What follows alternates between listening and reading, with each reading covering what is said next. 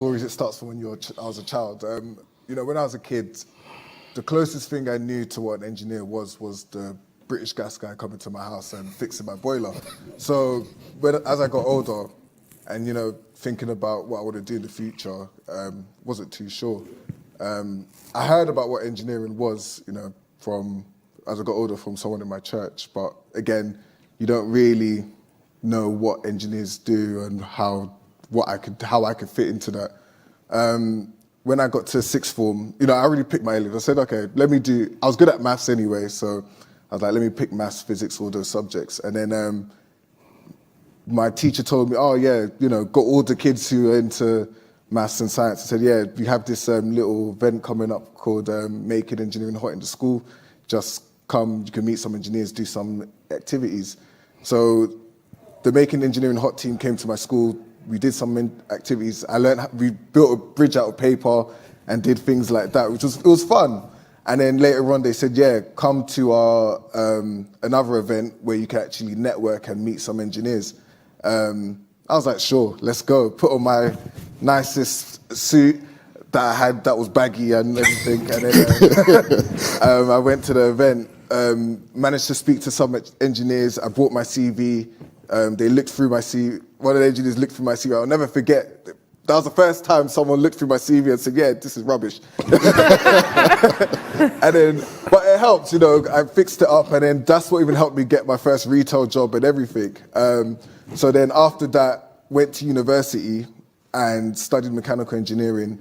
And then I got towards my master's year, and then everyone started, it got to that time, everyone knows, it gets to that time in uni where the dream stops, so you have to start applying for jobs. Now, some of my friends started getting jobs. Some people got 3 job offers, some people got 2, and I was here with none. I was like, what's going on? Sent out my CV, started applying for jobs, rejection. Honestly, I'm not lying. I believe one company rejected me before I even sent out my application. and I was like, I realized I need help, right? So after that, I was like, I need help. Went to my career advice office, wasn't getting much help. So then I was like, I need help. And then I remembered, okay, what was that Making Engineering Hot group? Like, let me actually find external help. Googled it, and I found out it was the AFBE team, like there was a wider AFBE team. So I signed up, and then first thing I asked for was a mentor, because they had a mentorship program. Signed up, and they linked me up with a mentor who was actually, he was in Derby, but it was local enough. Spoke to my mentor, and then he helped me with my CV. Same thing happened again, history repeated itself. He looked through my CV and said, yeah, your CV's crap. And then he helped me with that. He helped me with my interview skills and everything like that. And then I started to get more job offers, and then, things started to click.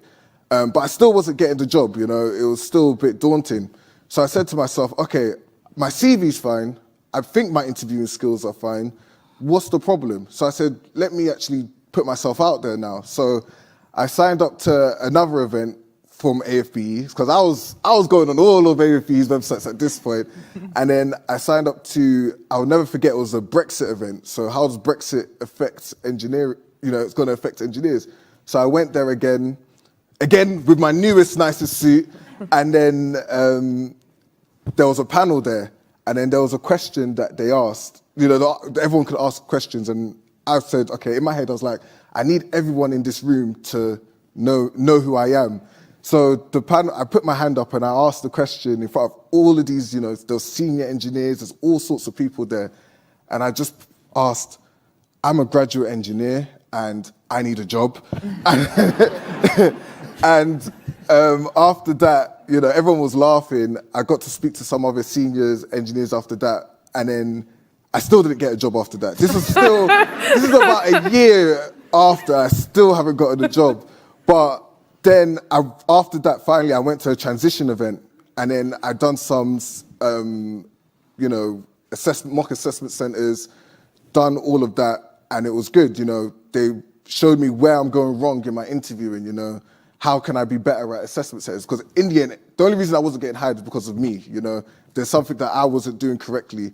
So after that, I felt like I'm ready. Then I got a message from Nikkei saying, oh, have you got a job yet? I was like, no.